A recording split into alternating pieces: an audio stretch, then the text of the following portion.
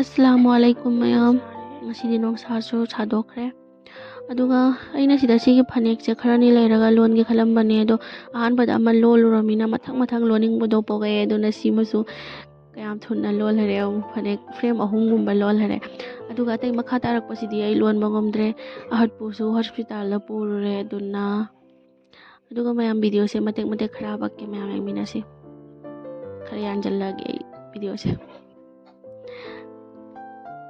aduga mayam sina aina Flipkart tagi hijab ama lawbane adugi unboxing macham tang tawminase ado sigi hijab se photo do ubada aina pamthore makphau sigi design se uptri adugi ado maningom gi fi sidi paaga fajare aduga mamangom da tarakpa fi se khara pi aga nongaide ubapa matam da su extra fi ma hapta diaroi aduga magi mamit phalakpa se asi jo khara pi e mamai pikpa mamai pawa da dum yabe ai aduga ingonda di khara pi e semdokpa mathau tarani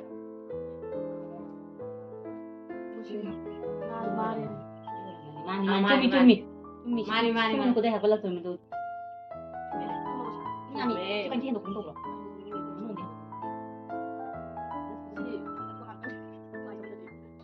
Siro, cuma basigo.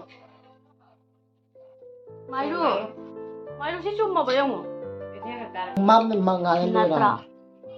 Lab nandau di berarti khang dia swai tab sih, inung nungai dia na ubok paganda.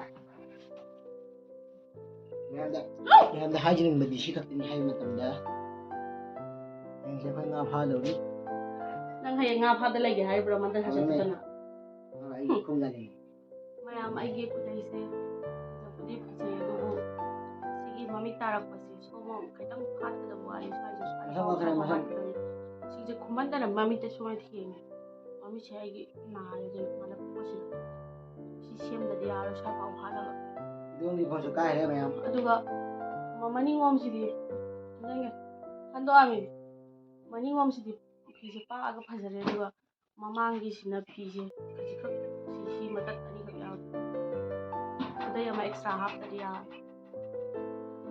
si mami phise nomai ta amna philem ka do mami se phise manung na jangal le ya aduga mathanggi sina burkani aina misho dagi lawba asigi se Flipkart ka misho ga aina mix tawre aduga magi pricing de so ai screen da thokan jaramge aduga burka sigi fi se apaba oide tha lawraga fi se yamna phajai aduga magi khudang da loli ba leising si so se chitna laga phajare aduga henjana lawba burka do adudi oide dum simple da set pagidi nungai ba fi ni yare agi wakhanda di sigi burka se sathina phajare aduga magi chuni mahabai sidi dum niyom gi habai mi sidi yaro amta adi phi se sukta pi aga patrik paraga uppada yaba phi natte aduga burka sidi yare agi wakhanda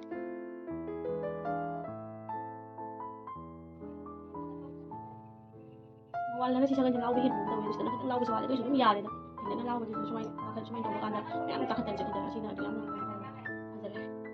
lagi daw ni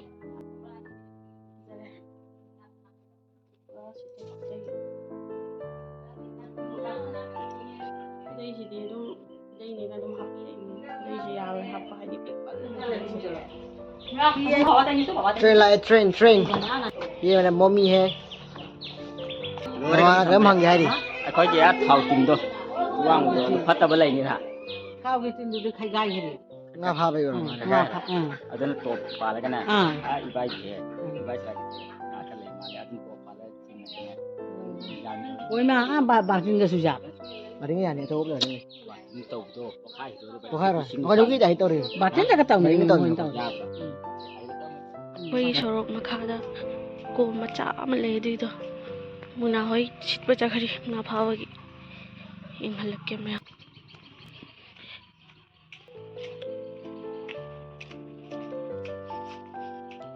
Paano sa si di karino Jadi pas situ dah mengata tu kan ni.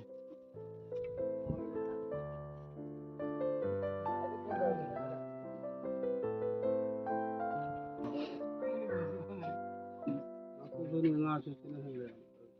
Kom sitpa yengena thorakpani ado sitpa horamdri moi sitningai do sem khotan tawramme ꯑꯗꯨꯅ ꯑꯩꯁꯦ ꯃꯊꯪꯒꯤ hospital ꯆꯠꯄꯩ ꯊꯣꯔꯛꯄ ꯀꯥꯟꯗ ꯑꯗꯨꯝ ꯌꯦꯡꯁꯤꯜꯂꯝꯃꯦ ꯃꯣꯏ ꯁꯤꯠꯄ ꯍꯧꯗꯤ ꯍꯧꯔꯝꯃꯦ ꯊꯨꯅꯁꯨ ꯀꯪꯉꯝꯃꯦ ꯑꯗꯨꯒ ꯉꯥꯗꯤ ꯌꯥꯝꯅ ꯂꯩꯔꯝꯗ꯭ꯔꯦ ꯑꯩꯈꯣꯏꯅ ꯍꯣꯁꯄꯤꯇꯥꯜꯗꯒꯤ ꯍꯜꯂꯛꯑꯒ ꯌꯦꯡꯕꯗꯗꯤ ꯉꯥ ꯆꯔꯥ ꯐꯥꯎ ꯐꯥꯔꯝꯗꯦ ꯋꯥꯕꯅ ꯍꯦꯜꯂꯝꯒꯅꯤ ꯃꯤꯅ ꯀꯌꯥꯝꯅ ꯌꯦꯡꯉꯨ ꯁꯤꯠꯂꯤꯁꯦ ꯃꯤ ꯃꯔꯤ ꯅꯨꯡꯁꯥꯁꯤꯗ ꯅꯨꯡꯉꯥꯏꯔꯝꯒꯅꯤ ꯑꯗꯨꯅ ꯌꯦꯟꯊꯣꯛꯈꯤꯕꯗ ꯆꯔꯥ ꯐꯥꯍꯧꯗ꯭ꯔꯦ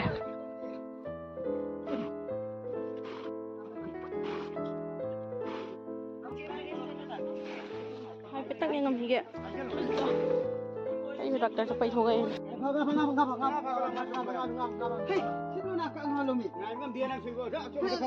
ꯆꯠꯂꯝꯗꯥꯏ ꯃꯇꯝꯗꯤ ꯉꯥ ꯍꯧꯒꯦ ꯇꯧꯕ ꯋꯥꯅꯤ ꯍꯩꯃꯟꯗ꯭ꯔꯦ ꯁꯤꯠꯄ ꯇꯧꯔꯤ ꯃꯥꯅ ꯈꯣꯅꯥ ꯑꯣꯏꯍꯦꯡꯉꯥꯅ ꯂꯥꯏ ꯇꯨꯝꯃꯤ ꯂꯥꯏ ꯈꯨꯡꯒꯣ ꯂꯥꯏ ꯍꯥꯏꯌꯦ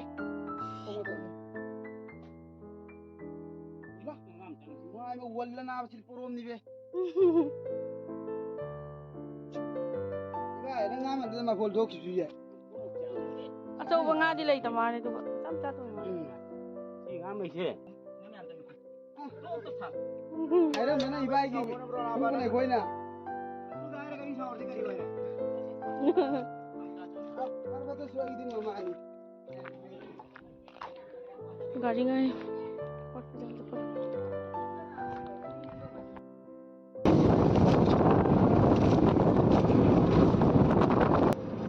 ꯑꯗꯨꯒ ꯃꯌꯥꯝ ꯑꯍꯠꯁꯦ ꯒꯥꯔꯤ ꯇꯣꯡꯕꯒ ꯃꯥ ꯇꯨꯝꯃꯦꯕ ꯑꯗꯣ ꯍꯟꯗꯛꯁꯤꯗꯤ ꯇꯨꯝꯃꯨ ꯍꯥꯏꯕ ꯌꯥꯗ꯭ꯔꯦ ꯃꯥꯅ ꯌꯥꯝꯅ ꯄꯥꯝꯖꯕ ꯁꯦꯟꯗꯦꯜ ꯑꯃ ꯃꯥꯅ ꯇꯨꯝꯅ ꯂꯩꯕꯗ ꯇꯥꯍꯧꯔꯦ ꯒꯥꯔꯤꯗꯩ ꯀꯨꯝꯕ ꯀꯥꯟꯗ ꯑꯩꯁꯨ ꯃꯥꯕꯨ ꯄꯝꯃꯝꯅꯤꯅ ꯈꯪꯍꯧꯗ꯭ꯔꯦ ꯇꯥꯍꯧꯕꯗꯣ ꯑꯗꯨꯗꯒꯤ ꯃꯥ ꯍꯧꯖꯤꯛ ꯇꯨꯝꯃꯨ ꯍꯥꯏꯕ ꯌꯥꯗ꯭ꯔꯦ ꯒꯥꯔꯤ ꯇꯣꯡꯕꯗ ꯇꯨꯝꯃꯨ ꯍꯥꯏꯕꯒ ꯑꯩꯒꯤ ꯁꯦꯟꯗꯦꯜ ꯇꯥꯍꯧꯅꯤ ꯑꯩ ꯇꯨꯝꯃꯣꯏꯅ ꯑꯗꯨꯁꯨ ꯁꯤꯜꯆꯔ ꯑꯗꯨꯛ ꯂꯥꯞꯄꯁꯤꯗ ꯍꯟꯗꯣꯛ ꯍꯟꯖꯤꯟ ꯆꯠꯄꯗ ꯃꯥ ꯑꯃꯨꯛꯐꯥꯎ ꯇꯨꯝꯃꯛꯇꯦ ꯁꯦꯟꯗꯦꯜ ꯇꯥꯍꯧꯅꯦꯅ ꯑꯗꯨꯒ ꯁꯤꯜꯆꯔ ꯌꯧꯔꯒ ꯑꯩꯈꯣꯏꯁꯦ ꯖꯨꯗꯤꯑꯣꯗ ꯉꯥꯂꯞ ꯆꯪꯉꯝꯃꯦ ꯈꯔ ꯉꯜꯂꯦ ꯑꯗꯨꯒꯤ ꯄꯨꯡ ꯑꯃꯗ ꯗꯣꯛꯇꯔ ꯂꯥꯛꯀꯅꯤ ꯍꯥꯏ ꯑꯗꯣ ꯄꯨꯡ ꯑꯃ ꯇꯥꯗ꯭ꯔꯤꯉꯩꯗ ꯁꯨꯝ ꯃꯇꯝꯁꯦ ꯈꯔ ꯋꯥꯠꯂꯤ ꯑꯗꯩꯗꯤ ꯗꯣꯛꯇꯔ ꯂꯥꯛꯄꯁꯦ ꯃꯇꯝꯗꯁꯨ ꯂꯥꯛꯇꯦ ꯑꯗꯨꯝ ꯈꯔ ꯊꯦꯡꯅ ꯂꯥꯛꯑꯦ ꯑꯗꯨꯒꯤ ꯑꯍꯠꯀꯤ ꯀꯔꯤ ꯀꯩꯅꯣ ꯈꯔ ꯌꯦꯡꯉꯛꯑꯦ ꯑꯗꯨꯒ ꯄꯨꯡ ꯑꯃꯗ ꯂꯥꯛꯀꯅꯤ ꯍꯥꯏꯕꯗꯨꯅ ꯄꯨꯡ ꯑꯍꯨꯝꯗꯅꯤ ꯂꯥꯛꯑꯒ ꯌꯦꯡꯉꯛꯏꯁꯦ ꯑꯗꯨꯅ ꯍꯜꯂꯛꯄꯗ ꯅꯨꯃꯤꯠꯁꯨ ꯇꯥꯔꯛꯑꯦ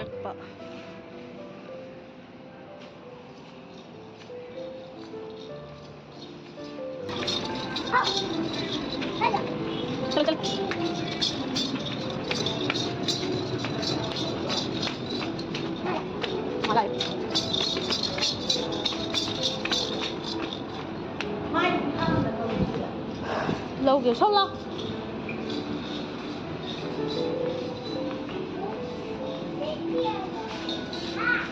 ꯂꯥꯛꯑꯣ ꯑꯁꯤꯒꯨꯝꯕ ꯃꯤꯁꯤꯡꯁꯦ ꯎꯕ ꯌꯥꯗꯦ ꯃꯥ ꯄꯥꯏꯔ ꯄꯥꯏꯔ ꯌꯦꯡꯉꯣ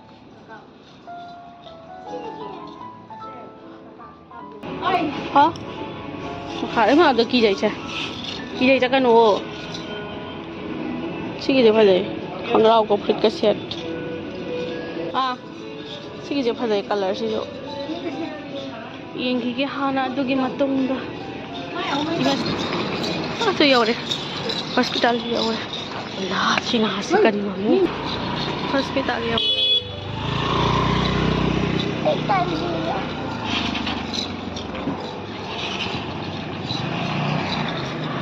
ꯑꯩꯈꯣꯏ ꯀꯥꯏꯗꯅꯣ ꯂꯥꯛꯏꯁꯦ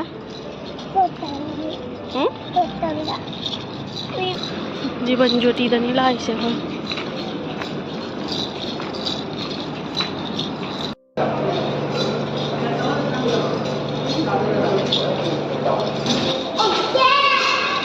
ओके करा चले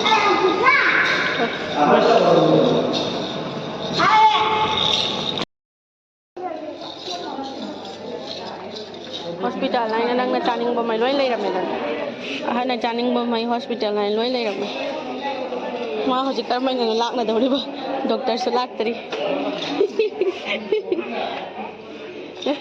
सी मयामसिगे मरक्ता करमैनो माबु सेनरा लेरक्तोस ahar adum tawganu chi adugumadu changanu mama nangi bol loge cha thachi lo cha thachi ola haware dana no cha thachi lo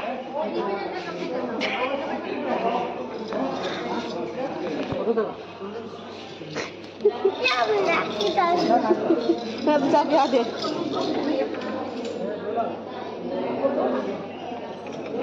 nang adu chabi ade mana yengu mana tonda na tau bai lai banatra nang mana tonda yengu I thoi de yengu adu gi lai banatra do na tau de lo ice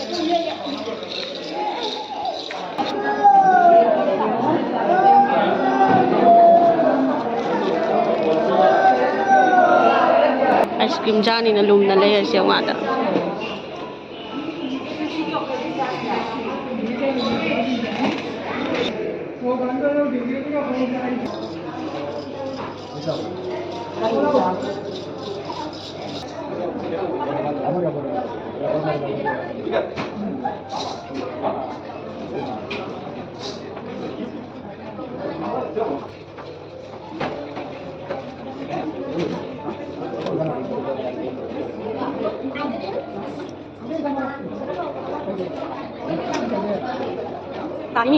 Tani ka na pa yun.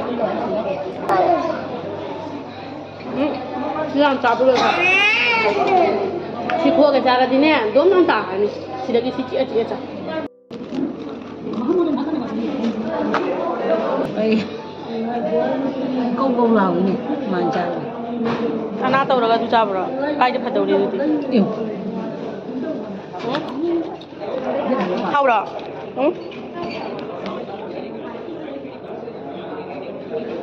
Nawala tumin day dali ma. Isa nga na. Tao. Nawala day dali ma.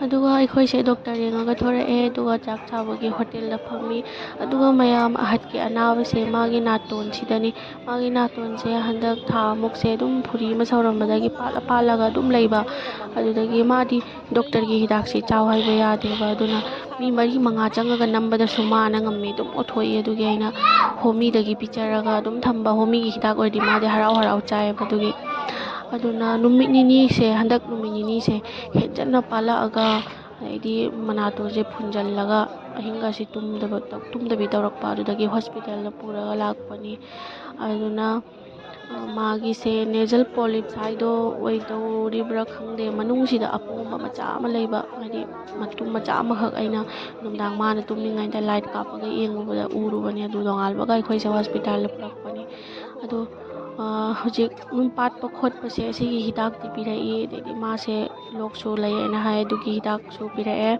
aduna doctor du na hai re khoi gi ENT doctor da pu waina aduna hayeng ticket lauraga hayeng purani duni maya magi khoi a che khara na ba kalli ama faini ama mak tawrakani mane hidak chawaga talbaga na bana kalliba